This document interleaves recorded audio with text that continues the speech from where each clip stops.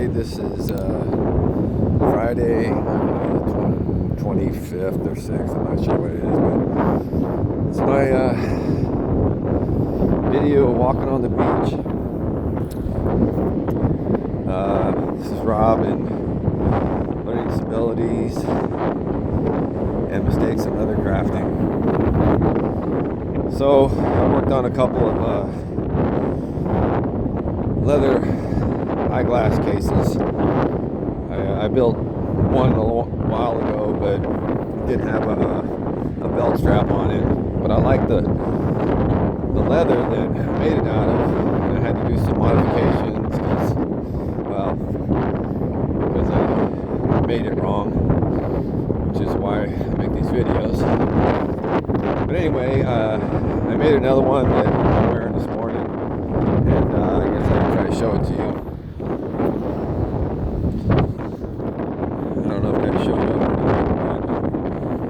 Anyway, I like this one because of the drawings I did on it.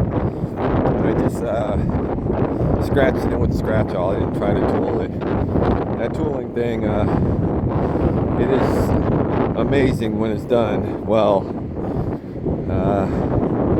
I am not amazing at that, so I found that using a scratch awl, just scratch it in, it works. It gets detail. It's definitely not tooling, but I would consider it a form of tooling, I guess. That's my rationalization. And it's easier for me, and I can still put handmade logos, pictures, whatever you want to call it, on stuff that otherwise would, in my opinion, just not do tooling justice. And I've tried a little bit of tooling here and there, and like I say, I just end up making it mushy and just it doesn't look good. And one of my excuses, I say, is I've been using crappy leather. I don't know if that's true or not, but I've never tried to tool any Wicked and Craig or any of the good stuff. I think everything I've ever done as far as tooling has been Candy, leather I got from Candy. Now that I've been doing this leather crafting for a while now, I realize Candy is a great place for tools and things of that nature. But as far as quality leather, at least at the level of Wicked and Craig, and I can't think of the other company right now, for veg tan, it definitely doesn't have that quality. And most of the leather I have is all leather that I bought from Tandy over the first few years that I started doing this, not having the experience to know the difference. And I still have quite a bit of leather that I haven't even figured out what to do with, because some of it is just, I don't know, like 8 to 9 ounce leather, and it's veg tan, and so I just kind of keep it around and use it either for experimental piece or just keep it until I can figure out something else to do with it. I think recently I bought some nice leather from Maker's Leather Supply or something. I think it was Wicked and Craig. They were just small pieces for a project that I was making, a laptop cover / kickstand. It's one of the projects that Maker's Leathers sells. And so I think I bought some.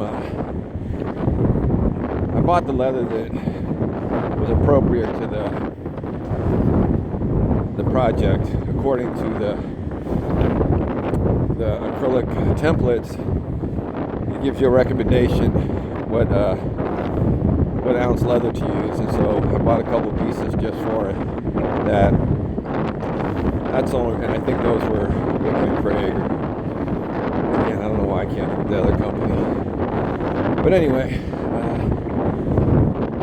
I did buy some of that, but I don't think I've really used it for any tooling or anything.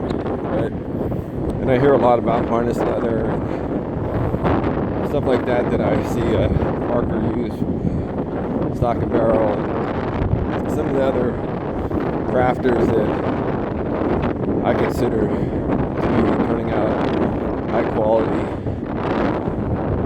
projects as far as durability, all that good stuff. And the thing that I've been learning is that most of those people, from what I gather from listening to the videos and such, they're using the top of the line quality leather for their projects. And I have a feeling that's one of the reasons that it comes out looking stunning. And also, I think they're just talented at what they do. But I believe that using inferior materials and having what I consider inferior skills, those two combinations don't make for a top quality project. And what I see is some of these really good crafters, I think they have good skills, they have good tools, sewing machines, and they use top grade leather. I think it makes a difference. Anyway, these are just my thoughts. I can't verify any of this as fact because I don't have the experience or the knowledge. And the knowledge is really suspect too, because there's so many different ways of doing things. But I do believe right is right, wrong is wrong.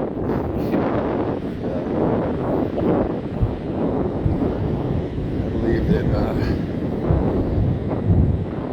like I say, I don't have the skills. I want to say brain power. I hate to use that because I don't know that to be a fact. But I do believe that if you're really gifted in that area, like this guy I work with, that he's gifted in engineering, making things, designing, I don't know what you would call it, but I haven't seen anything that he can't build or make. And he'll make it just without a drawing or anything, just out of the top of his head. And I think that's a skill, just like maybe somebody who's what's up, buddy? Just like somebody who's a world-class athlete, or whoa, what's up, buddy? Track, basketball, whatever. They just have a special something in their DNA or brain. I'm not sure where it all resides. Anyway, this guy, he does some pretty amazing stuff. There's nothing I haven't seen him not be able to accomplish or make or fabricate. He doesn't have the best social skills I've ever seen him, but oh well. I think I'm one of those people that has good social skills. I can watch him making something, and the whole time he's doing it, I still can't understand what he's building or how he's doing it. And I kind of equate that to leather crafting. I'm just not a natural at, I don't know how to use the word engineering, but there's some engineering involved. Figuring out, I don't know, how things are going to line up, all those kind of things. And man, I'm not sure what the name of that skill would be, but I don't think that I have it. Like I always say that as far as an artist, I'm a good imitator. Just like in my dancing, I do a lot of dancing. I can imitate just about anybody within reason, but I don't have that creative mindset, or again, that DNA, or whatever you want to call it,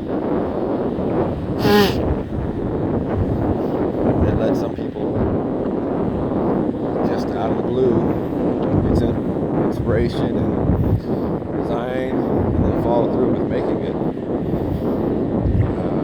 That is definitely a skill unto itself. So what I do is, like I say, I buy patterns.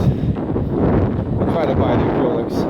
They're a little more expensive, but they last longer, and some of them even have printed on them, what weight leather to use, a few things like that, what they're made for. And I just like having the hard plastic. The paper, I have downloaded some PDFs. They're not bad. Then you got to transfer them onto some kind of cardstock or some heavy material. And I don't know why, but I just prefer the acrylic. And so, like I say, a lot of these projects, I buy the acrylic template from the makers, and then usually they have a video that corresponds with how to make it. And I've used it from Maker Supply, Leather Supply. There's two companies that have almost the same names, and I bought acrylic templates from both of them, and I've watched their videos. And even watching the video, there's still something about doing it yourself. I do construction for a living, and so many things that I've seen done by other trades over the years, and I say, yeah, that's, I can do that. It's just like first time you put you tape and mud some sheetrock. It looks so simple, like any idiot can do it. And I've heard the same thing about painting a house. I've had laymen tell me so many times, like, oh, any idiot can paint a house,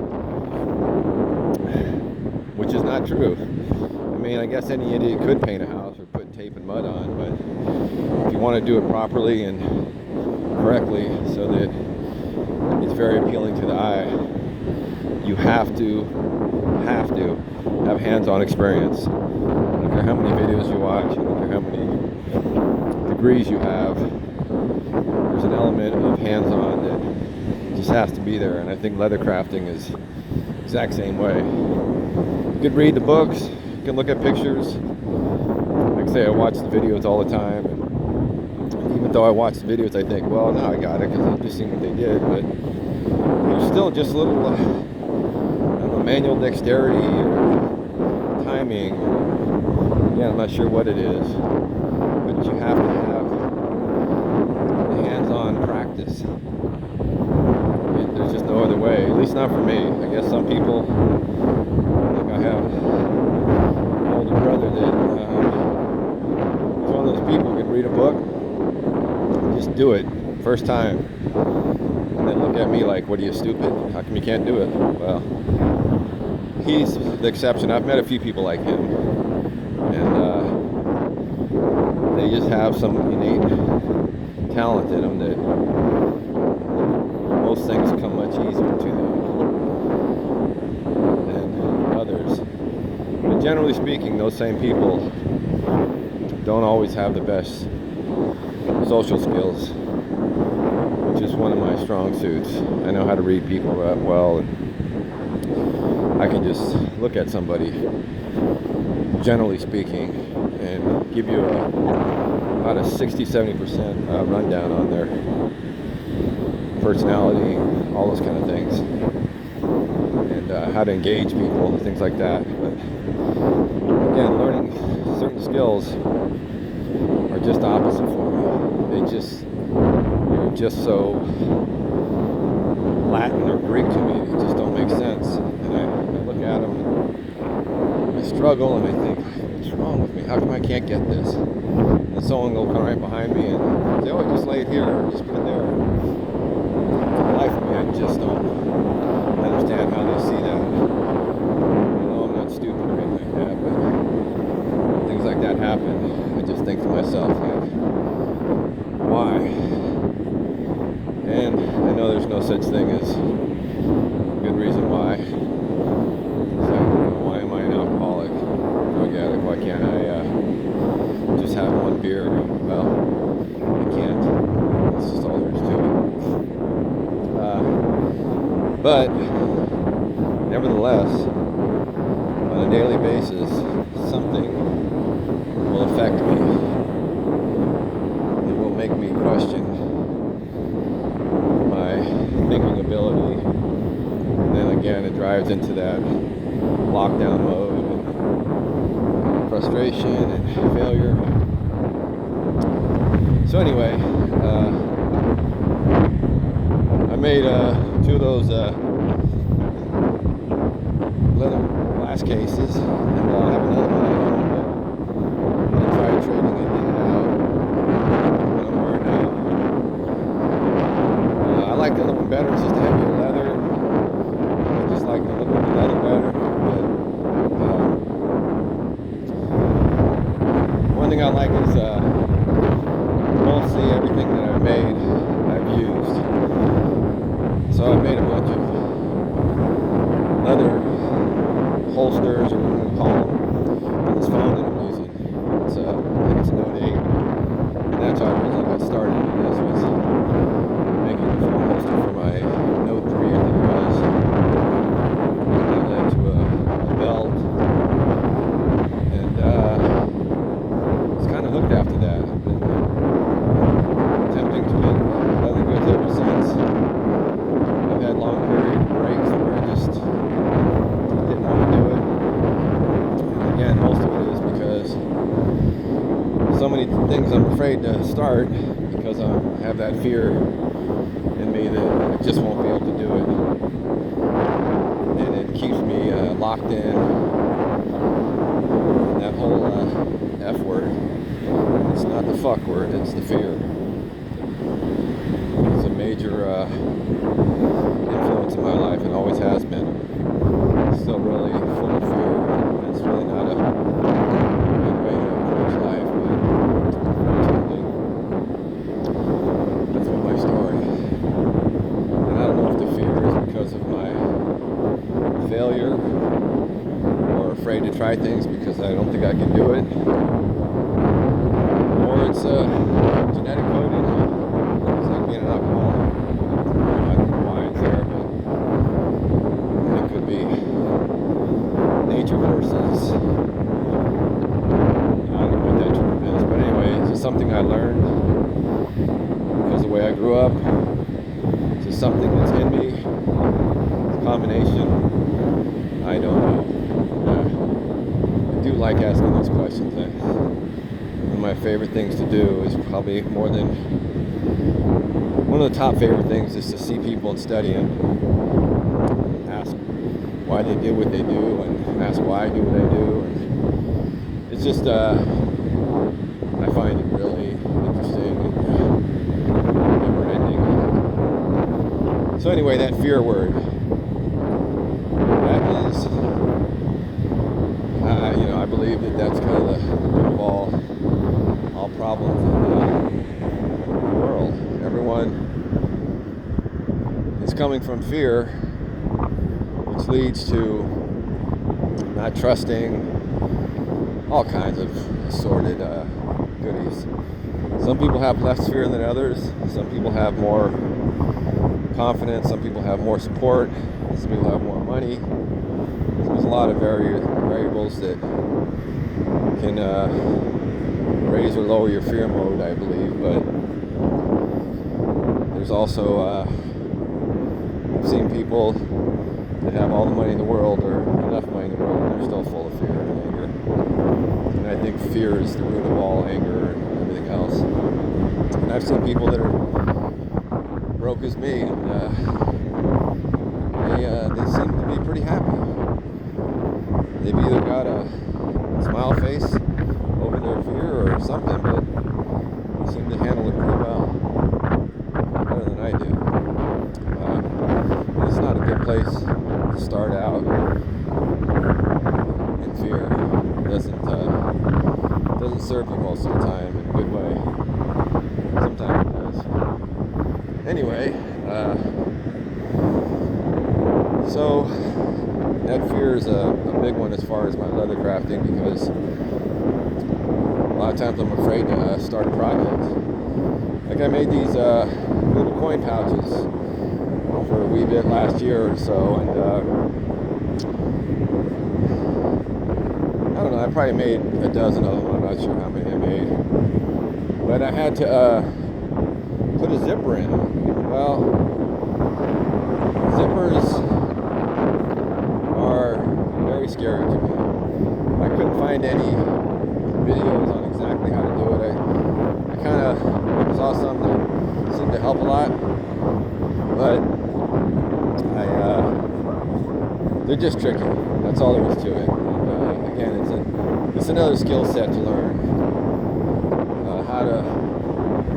How to sew them evenly so they space out right in the openings.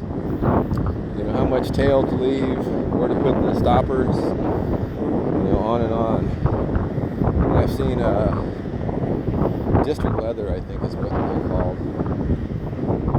They sell a special, I don't know, brass or metal bar of some type that it's kind of a pattern, so to speak. It's built such that you can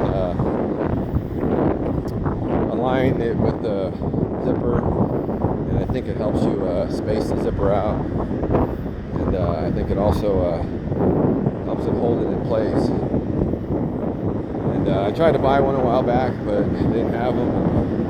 Well, right now I'm not buying anything except food for the most part. It's the second week. It looks like the city might be shut down for another week at least. So anyway, I'm not buying any supplies right now. But anyway, so again, there's so many little details, and then there's the using software to, I don't know, make large pictures or shrink pictures, or you know, the software design patterns on Adobe, and then there's this whole social media thing of making videos, learning how to edit the videos, learning how to talk accordingly, and trying to leave out the uhs and the stutters and air time, just because I have to be, in my experience, I'm much more willing to listen to somebody that's delivering the content very smoothly and not fast, but not a lot of uhs and stumbles and empty space like I've been doing. And I think a lot of that has to do with how to do the video editing, which that's a whole nother thing to learn.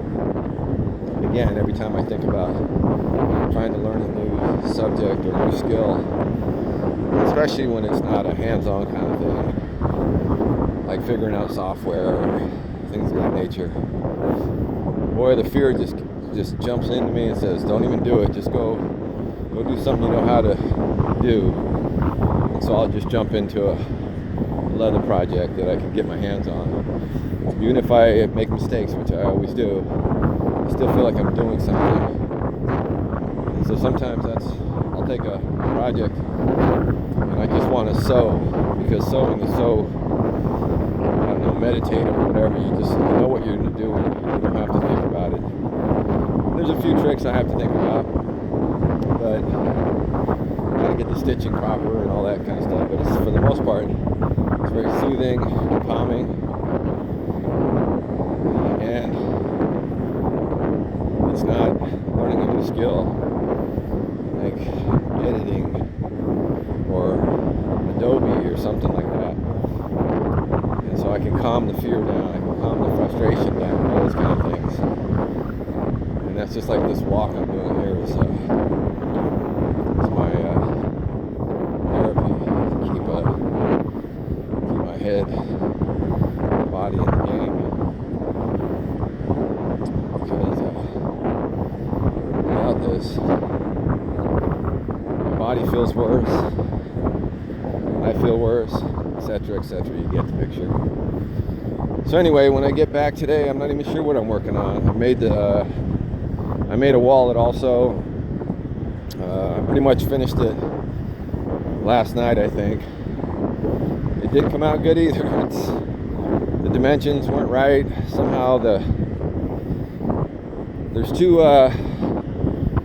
pieces before the outer piece, and they're sewn together, and it's a pretty simple, minimal type wallet, but like I say, there's two pieces you have to sew together first, and then glue them to the outer part of the wallet. And somehow or another, even though I cut them right on the money, they came out in different sizes. So I had to kind of manipulate it. And if you look down the line at the bottom of the wallet, depending on the bottom or the top where you're looking, it's not straight. It's got a little bit of a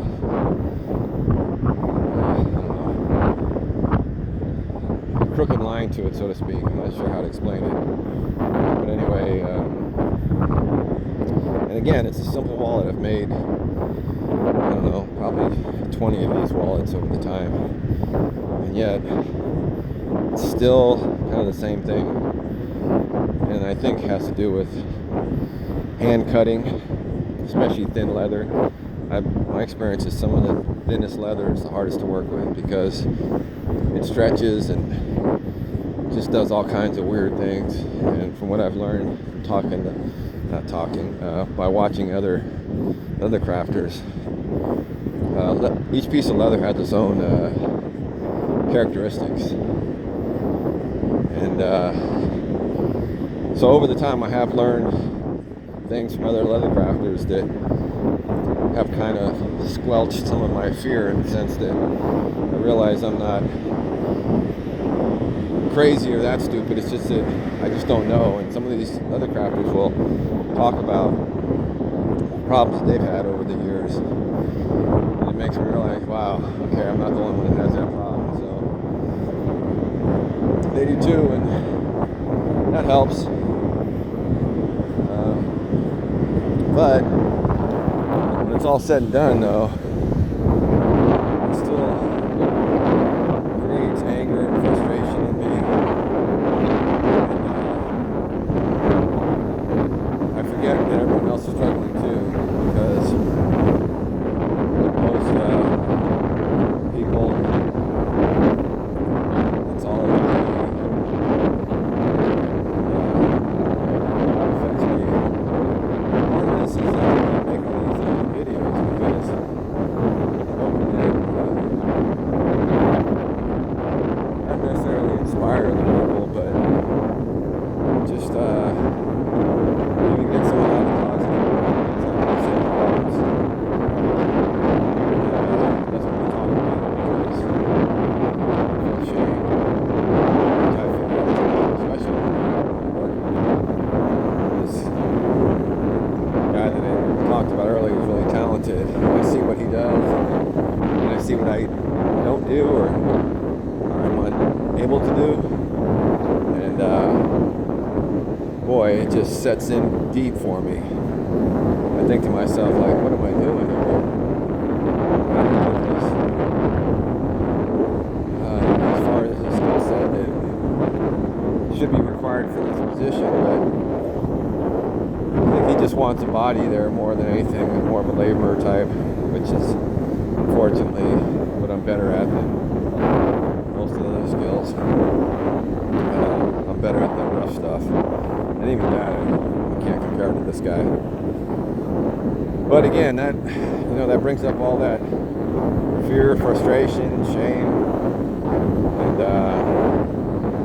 so part of this video set is maybe it's my own therapy, and hopefully somebody else can watch this and realize that they're not alone. And that's definitely something I learned when I first got to AA meetings. And I thought I had all these quirks and foibles and all these kind of things that I was the only one that had and no one else would. And I found out so many people have all the same problems, but like a lot of us are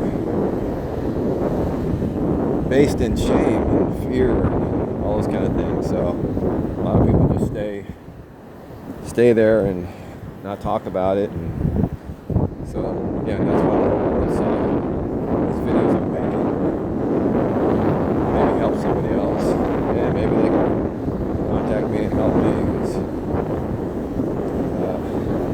Lord knows I need it. So I'll be the last person in the world to ask for help, because our experience has shown me that people have always let me down. I don't know if it's, maybe I just don't ask the right people for help. I stay stuck. Anyway, good news is I get to go for a walk on the beach today. Hopefully I'll start a new project or finish up some old ones, but I'll keep moving. That's what I do. So, as Paul Harvey would say, this is Paul Harvey.